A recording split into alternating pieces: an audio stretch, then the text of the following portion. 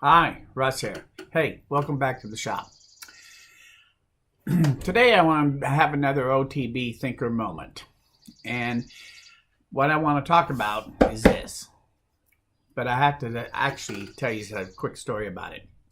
I have a friend, a neighbor, that we can't divulge his identity, but we'll call him Scott.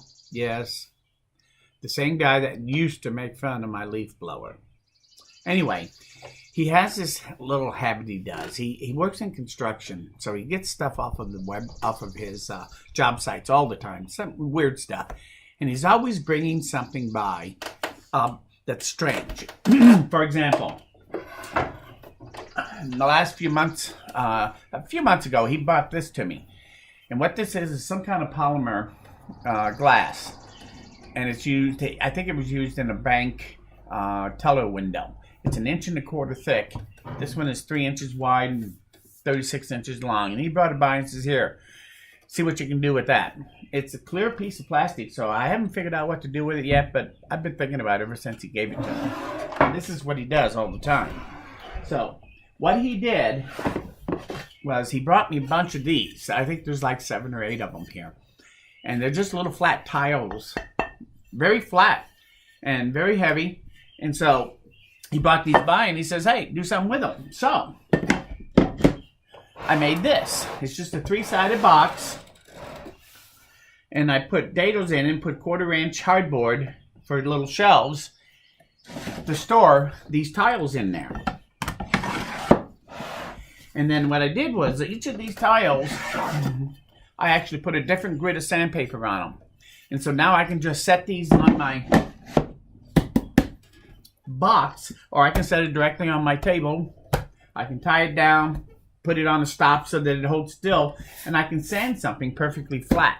And by having the different grits, I can take something and actually go through the grits with it. If the sandpaper wears out, the heat gun, more adhesive, and I can put a new piece of sandpaper on here. It works real well.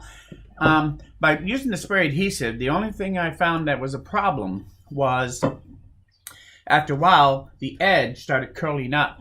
So what I ended up doing was I put them in upside down. And then I hold it kind of up as I slide it back so only the back edge is touching to put it in and out. And as I take them out. That's why all my grit numbers are upside down, because I figured that out after I marked them. So anyway, but this works pretty well. And anytime I need any grit of sandpaper, if I need 2 or 3 of them, I can get them out, set them up, and then just boom, boom, boom, and put them away.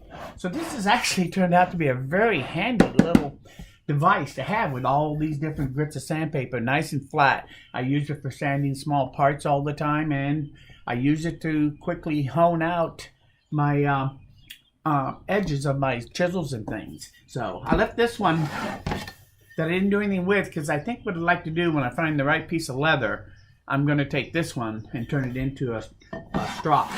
So, but anyway, I just wanted to show this to you. This is one of those little things little games that I play with Scott, that he brings stuff by all the time. And I was thinking about this, and I thought I'd share it with you, because it's turned out to be a handy little thing to have around the shop. So anyway, you could do the same thing by using MDF instead of these tiles, and it would probably work just as well. I don't know why it wouldn't. But having those flat sanding mats actually is a very handy thing to have in a workshop. So anyway, I appreciate you stopping by. If you like this video, please say so. If you you can subscribe. I would appreciate that.